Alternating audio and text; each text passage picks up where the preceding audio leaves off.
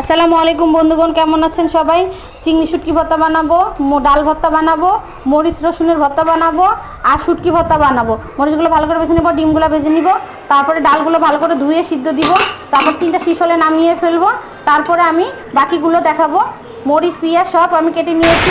এখন পেঁয়াজগুলো আমি ভালো করে, ডালটা সিদ্ধ হয়ে গেছে, রসুন পেঁয়াজ কেটে নিব। তারপরে আমি এটা হলো চিংড়ি শুটকির জন্য মরিচ পেঁয়াজ ভালো করে ভেজে নিব। ভালো করে ভেজে নিয়ে তারপরে পেঁয়াজ ভাজবো, লাল লাল করে পেঁয়াজ ভেজে তারপরে নামিয়ে নিব। নামিয়ে নিয়ে তারপরে হলো শুটকি ভাজবো। শুটকি ভেজে আমি নামিয়ে নিব।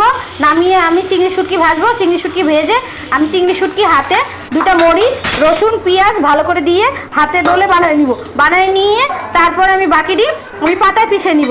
পাটায় পিষে বাকিগুলো আমি দেখাচ্ছি। রসুন পেঁয়াজের ভর্তা আর হলো ডাল ভর্তা, চিংড়ি